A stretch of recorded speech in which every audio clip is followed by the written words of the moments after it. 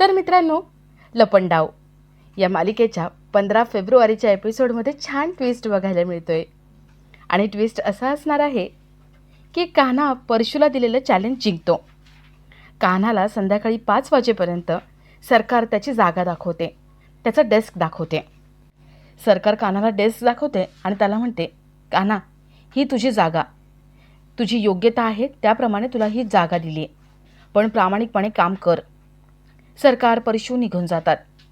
कान्हा इथे मनात म्हणतो, सरकार, ज्या विश्वासाने तुम्ही मला ही जागा दिली आहे ना, तो विश्वास मी दळमळू देणार नाही आणि तुम्हाला बर्बाद करणार. ज्या कंपनीमध्ये तुम्ही मास दाखवताय ना, त्या कंपनीच्या बाहेर तुम्हाला भीक मागायला लावणार. कान्हा लगेच आपल्या कामाला सुद्धा लागतो. तर इथे कुल्फीचं मन लागत नाही, ती फेल होत असते आणि तिला अस्वस्थ वाटत असतं. म्हणून सखी चाळीतल्या काही मुलांना घरी बोलवून घेते. ती चाळीतल्या मुलांसोबत कुल्फीचा अभ्यास घेते आणि सगळ्यांसोबत ती गेमही खेळते. सखी सगळ्या मुलांसोबत खेळत असताना एक मुलगा बॅग हातामध्ये घेतो आणि म्हणतो, मला तुम्ही नाही पकडू शकणार. सखी त्या मुलाला थांबवण्याचा प्रयत्न करते, पण तो काही थांबत नाही. तो जिन्यावरून पळत सुटतो आणि तेवढ्यात त्याचा पाय घसरतो. तो मुलगा वरून खाली पडतो आणि त्याच्या हातात असलेली कान्हाची बॅग खाली पडते. ती बॅग उघडते, त्यातले कपडे खाली पडतात आणि त्यामध्ये असलेला ब्लँकेटचा तुकडाही खाली पडतो. तेवढं तिथे सरकार येते. सरकार तो ब्लँकेटचा तुकडा बघते आणि घाबरते. आता तो ब्लँकेटचा तुकडा बघितल्यावर सखीला सगळं मागचं आठवेल का? तिने तिच्या आईला जे सांगितलं होतं, ब्लँकेट घ्यायला लावलं होतं, ते तिला आठवेल का? हे बघणंही तेवढंच इंटरेस्टिंग असेल. तर या सगळ्याची सुरुवात कशी होते ते थोडक्यात पाहू. तर मालिकेत आपल्याला असं बघायला मिळतंय की परशू कान्हाची लायकी काढतो आणि कान्हाला पिऊनची नोकरी दिली आहे असं सांगतो.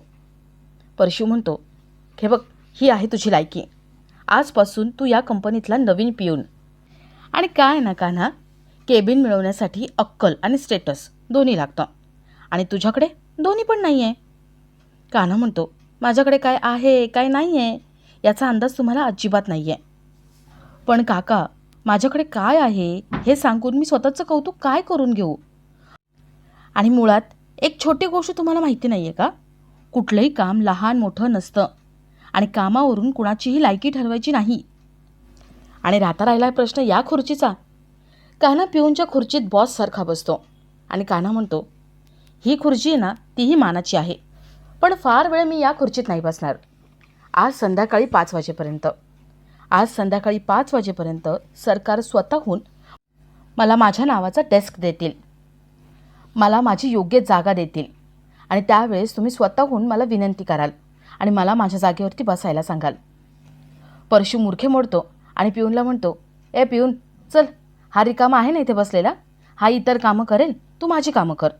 आहे ना नवीन पिऊन, चल माझी कॉफी बनव. परशू तिथून निघून जातो. कान्हा इथे मनात म्हणतो, चला, आत्ता मजा येईल एकेकाचा माज उतरवायला. तर इथे सखी घरच्या स्टाफला सगळं सांगत असते. घरातला किराणा कधी भरायचा, कोणता भरायचा, कुठून आणायचा, कुठे किती स्वस्त मिळतो, या सगळ्याबद्दल सखी सांगत असते. उर्मिला, मीनाक्षी लांबून बघतात. स्टाफ बाजूला निघून जाते आणि त्या दोघी सखीकडे येतात. त्या सखीला म्हणतात, सखी, तू किराणा भरतेस ही चांगली गोष्ट आहे, पण तुला कळतंय का? अगं, आता काय कान्हाच्या आवडीच्या भाज्या आम्ही खायच्या? सखी, त्या चाळीत राहून ना तू चाळकऱ्यांसारखी वागायला लागली आहेस. अगं, कान्हाचं आयुष्य वेगळं, सखी कामतचं आयुष्य वेगळं. अगं, तू सखी आहेस, सखी, एवढी करोडपती आहेस आणि तू चाळीमध्ये राहून त्याच्यासारखी वागायला लागली. सखी, अगं, काहीही झालं ना तरी आपला क्लास सोडायचा नसतो. आता तू स्वतःचा क्लास सोडून कान्हासारखं वागणार आहेस का? लो क्लास होणार आहेस का? सखी म्हणते, हे बघा काकू, तुम्ही दोघी जे बोलताय ना ते मला अजिबात पटत नाही आणि खाण्यावरून कोणाचा क्लास काढायचा नसतो. मी तर म्हणते ना, महिनाभर तुम्ही चाळीमध्ये जा आणि राहा तिथे, म्हणजे तुम्हाला कळेल की चाळीतली लोक किती चांगली आहेत आणि त्यांच्याकडून तुम्हाला काहीतरी शिकायला पण मिळेल. यापुढे चाळकऱ्यांबद्दल काही बोलायचं नाही, मी ऐकून घेणार नाही. सखी उर्मिला, मीनाक्षी यांचाच माज उतरवून निघून जाते. तर दुपारी लंच टाईमच्या वेळेस कान्हा पिऊनसोबत जेवायला बसलेला असतो. कंपनीतल्या मुली कान्हासोबत जेवायला बसतात आणि कान्हाला इम्प्रेस करण्याचा प्रयत्न करत असतात. तेवढ्यात तिथे तो सिनियर एम्प्लॉई ज्याच्याकडे चाव्या आहेत तो जेवायला येतो. कान्हा त्या सिनियर एम्प्लॉईकडे जातो, त्याला पाणी देतो, त्याच्याशी गप्पा मारतो त्याला थोडा मस्का मारतो, त्याचं कौतुक करतो आणि त्या माणसाकडे ज्या चाव्या आहेत त्या नेमक्या कशाच्या आहेत ते जाणून घेतो. कान्हाला बोलताना कळतं की त्या चाव्या कंपनीच्या लॉकरच्या आणि सरकारच्या लॉकरच्या आहेत. त्या चाव्या खूप महत्त्वाच्या आहेत. कान्हा ठरवतो की असंच गोड बोलून त्या चाव्या काढून घ्यायच्या. कान्हा त्या सिनियर एम्प्लॉईशी बोलत असतो आणि तेवढ्यात तिथे परशू येतो. परशू म्हणतो, लंच टाईम संपलाय, तुला काय दुसरी कामं नाही आहेत का?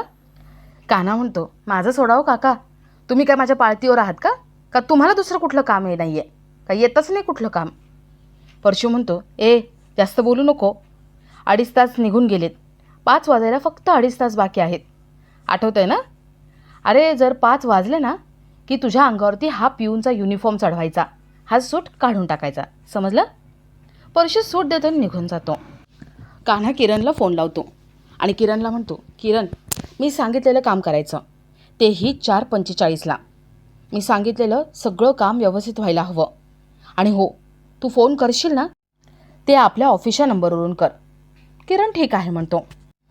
थोड्या वेळाने किरण सरकारच्या ऑफिसमधल्या एम्प्लॉईजला आपल्या ऑफिसच्या नंबरवरून फोन लावतो आणि त्यांना जास्त पगाराच्या नोकरीची ऑफर देतो. त्यांना बोनस देऊ, फॅमिलीसारखी वागणूक देऊ, असं सगळं सांगतो. जास्त पैशांच्या आमिषामुळे आणि चांगलं काम मिळणारे आपल्याला करायला म्हणून ते लोक राजीनामा द्यायचं ठरवतात. आणि त्यात भरीसभर म्हणजे सरकार नवीन टेंडरचं काम जर लवकर झालं नाही आणि नवीन टेंडर आपल्याला मिळालं नाही तर सगळ्यांचा पगार अर्धा करायचं ठरवते. यामुळे ते एम्प्लॉई दुखावले जातात आणि ते आपला राजीनामा थोड्या वेळाने सरकारला नेऊन देतात. सरकार विचारते, हे काय, तुम्ही राजीनामा का देताय? ते 2 एम्प्लॉई सांगतात की सरकार, आम्हाला केसी कंपनीमधून फोन आला होता, आम्हाला पण आमचा आता फायदा बघायचा आहे.